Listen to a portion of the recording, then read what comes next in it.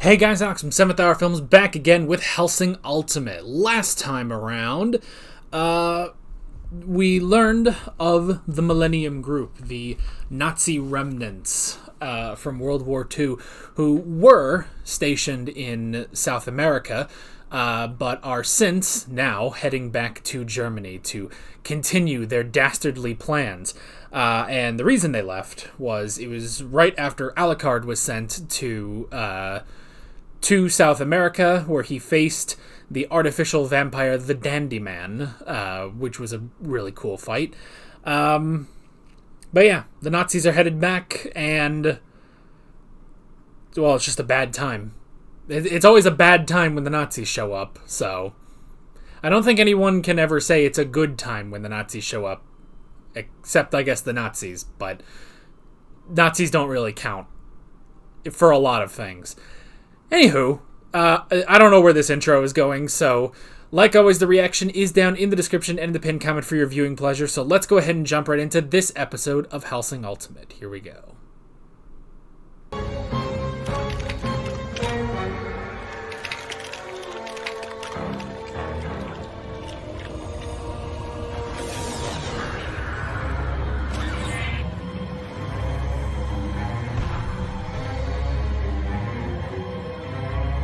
That got weird. That got real weird. I don't want to know. I don't want to know. I don't want to know. Good God, man. How long was that speech about war? That was like a 10-minute speech almost. Let's say 47 to... maybe 7. I guess a 7-minute speech about war. Good God, man.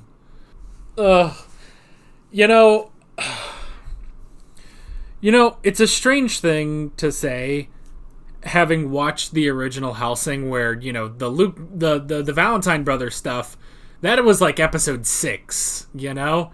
And that's where they diverted from the manga pretty much. It's weird to say here that the pacing is weird. It's like, the pacing should be great, you know? The pacing of this episode I felt like was a little weird. Like, I don't know. Maybe just because, like, no... Okay, I think maybe the problem is the fight with Rip Van Winkle. That wasn't a fight. That was just an ass-whooping. I mean... I don't know, man. I don't know how long I can just watch this girl being scared. It does kind of suck, too, that it's like, oh, here's the first female vampire that Alucard is facing, you know? Or the first female artificial vampire he's facing. Yeah, she's incredibly cowardly and trembles at the sight of Alucard, you know? Not that the boys don't. Not that the boys don't, but it takes a sec, you know? Like, the boys always go in, you know, half-chubbed, and they're surprised that Alucard is flying at full mast, you know? Which, I mean, I guess it was only 2 others. It was Luke Valentine and the Dandy Man, but still. Like, Luke went in really cocky and then got slapped down. The Dandy Man kinda did too. I feel like at least with him, I feel like he was at least more skilled. But I mean, I guess that was sort of the point of her, was that she was just there. Like, she was there. Like, her purpose, I guess, slight spoilers again coming from the abridged, but her purpose is to keep Alucard trapped on that boat, you know? It's basically, it takes Alucard away while now the Nazis are off to London, you know? So, that's the thing. It was to lure Alucard there, and it worked, so. But that being said, like, as soon as she realizes Alucard is there, she's shitting bricks, you know? Like, it's over. It's over for her, you know? And then just the fact that scene of him devouring her just kept going, you know? That scene just kept going. She started blushing. She was, like, whimpering and moaning the whole time. It was a lot. It's hard not to see that, you know? I guess thinking back on this episode, and again, kind of going at it with, knowledge of where the series will go, thanks to the abridged. This episode does kind of feel. This episode feels like pieces are being moved, because last episode ended with, the Nazis are coming. And this episode ends with, the Nazis are coming. It's like, oh, well, what? Yeah, we knew that. But, last episode it was they were going back to Germany. This one, they don't even spend that much time in Germany and they head out, So that's sort of part of it, is that it's like, this was just to set up pieces, The two big things from this are the meeting. The meeting where we get the face-to-face with the Major, we establish Schrodinger, Warrant Officer Schrodinger, and then the other one is Alucard on the ship. Those are the two big ones, basically. Because everything else, Saris didn't do a lot in this episode, other than being blood seduced by Integra, which is something. Which she did drink that blood, but those are the two big things. So I don't know. This one's kind of the odd episode, I feel like. This is the one, again, it's like we need to move pieces. We had the first, which is weird because it's not even half. We're not even close to halfway. That's after episode 5. But the first 3 episodes kind of felt like, the setup. And now this was just, the leftovers of the setup in order to get, this episode is still 56 minutes long, which I think is the longest episode so far. Well, none of these say how long they are anymore. Oh, well. But I just looked, the next episode is only 45 minutes long, so.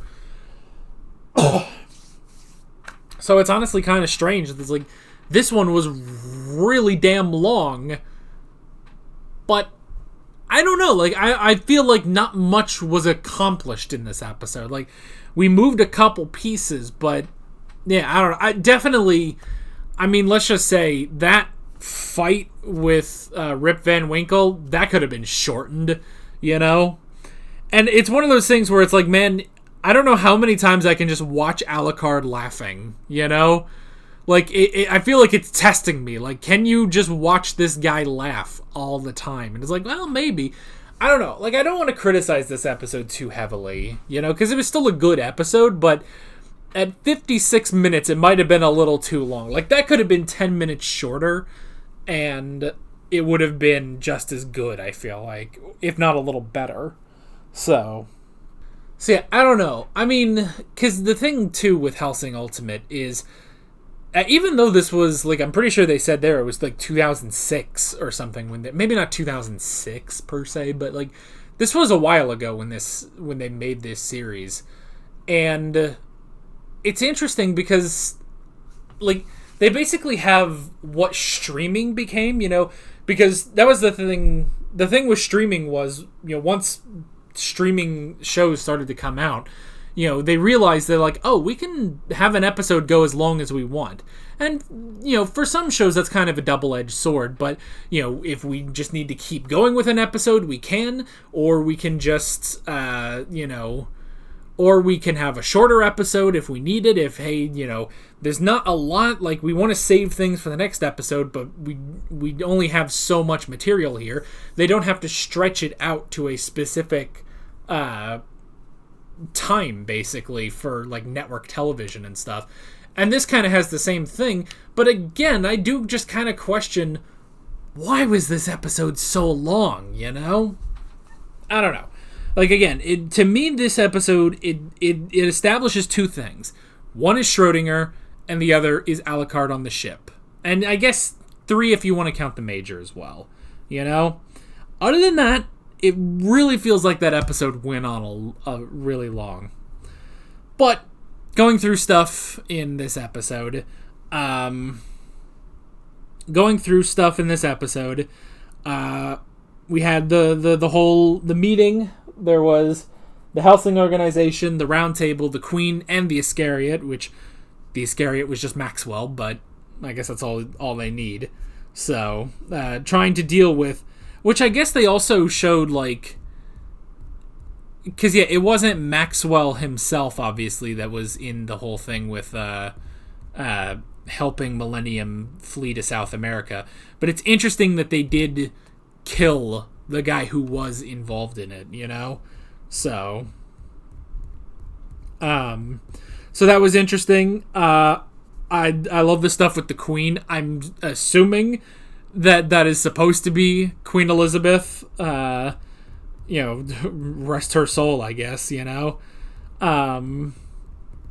But yeah, like that was an interesting thing. Which, I mean, again, I'm pretty sure this takes place in the 90s. Which, I mean, it kind of has to. If it's only like 55 years later, it's probably late 90s, I would say. So, at least for the Queen in this show, like, hey, she's still got a long time. She's still got a long time on her, you know? So, I wrote Water. I meant to write Walter. It is cool seeing a bit of young Walter in the past. I like how they say, you know, now there's at least one new piece on the board, you know? It's not like back then. Now they have Cerys, too. And we did get the explanation of, you know, why did Alucard choose Cerys? And it's not really that he chose Cerys, but Cerys chose this, you know? And it's interesting, he figured out everything about her, basically. And it's like, oh, she was an orphan. She's been through hell and back, basically, you know? She watched her comrades become ghouls. She was chased down and nearly raped by an anxious vampire. And, you know, given the choice, though, she didn't just die. She didn't give up. She did want to keep living, to keep fighting, and that's exactly what she can do as a vampire. And it's all a matter of time before she drinks blood, truly drinks blood, and can lay waste to her enemies. So that's cool. That was a really good, interesting moment, because, yeah, otherwise it is sort of a weird thing of, like, why did he choose her? But I like that. It's like, it was basically like all the right conditions for a proper vampire, you know? So that was interesting.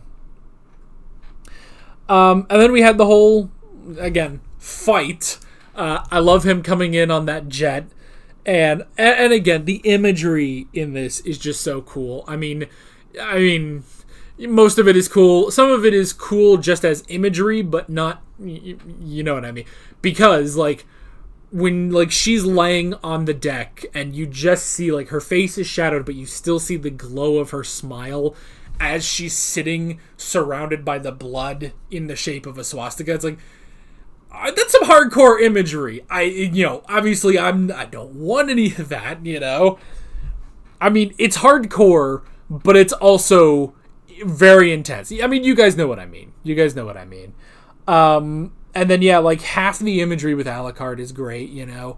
I love that the ship basically impales itself onto, or the jet impales itself onto the ship and ignites, and because of the wings and everything, it just becomes a flaming cross. Like, that's really cool imagery. And seeing, you know, Alucard, you know, he's got, you know, the tendrils and all of his long hair, and he's holding her gun, and you have the blood moon and everything. It's like, damn, man, there's some cool shit here, you know? Like, these animators, that's probably why that sequence was so long, is the animators are just having fun, you know? But Rip, you know? F in the chat for Rip. I mean, she did her job, but boy, is she like the class screw-up, you know? Like, she did not even try. Like, Luke and the Dandy Man, they tried. They didn't get very far, but they tried. Like, her, it took her a while before she actually shot that bullet. I mean, I guess she did, but she was shitting bricks, you know? So So I don't know. It's kind of weird. It is kind of weird that, like, that she was that. I mean, I guess it makes sense, but at the same time, after 2 confident artificial vampires, you would have thought she would have been, I guess, like that. I don't know. But yeah, and then we had the Major's whole speech on war, which was crazy. 7 minutes this bastard was talking about war. And yeah, we are now in World War III. And I like how, like, it's an interesting thing. I don't know how to put this, but it feels like there's no, like, I want to say nuanced. It's nuanced, yet not nuanced at all. Like, it's nuancedly not nuanced, you know? Like, it's deeply not deep, you know? Because, yeah, his whole thing is he just likes war. That's it. He loves war, and he just wants to keep doing it. And that's it. That's his entire motivation, you know? So, I don't know. It's interesting. It's interesting. I do like it that it's just, there's no, like, moral high ground or anything. Like, no, he just wants war, and he wants all of it, you know? Because it's not just he wants glory and victory. He just wants war. Like, he even said, it's like, he likes the humiliation of defeat as well, you know? He likes the humiliation of defeat. Watching his men scramble, you know, getting, you know, put under the boot of his enemy, you know? Because it's all a part of war. Like, he relishes every single part of it. Which is why he says, you know, we'll never give up. Even if they lose, they will never give up because they just want to have war, you know? And they are waging war on Alucard, and he is more than happy to oblige. It is crazy how this series just immediately is like, oh yeah, Nazis. Like, oh.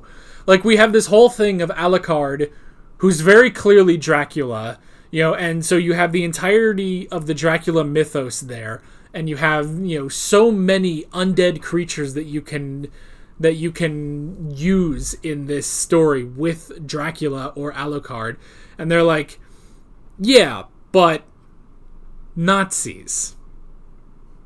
Vampire Nazis, but it's exactly what Alucard wants because he wants to keep fighting them. He's happy to fight them. So, again, it is deeply not deep, you know? Like, they are simple yet nuanced, I guess is how I could describe the Major and Alucard, you know? They want the thrill of the fight, and they can give that to each other, basically. So yeah. Good stuff. It was still a good episode. Maybe a little long, but a good episode overall. So, that is basically it. With all that being said, I'm Alex from 7th Hour Films, and I will see you guys next time. Take care.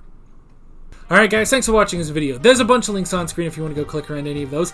There's a playlist with all of my Hellsing reactions, as well as another video you can go click on if you want. There's also a subscribe button and a Patreon button on screen, as well as other links in the description if you want to go check out any of those. See you guys later.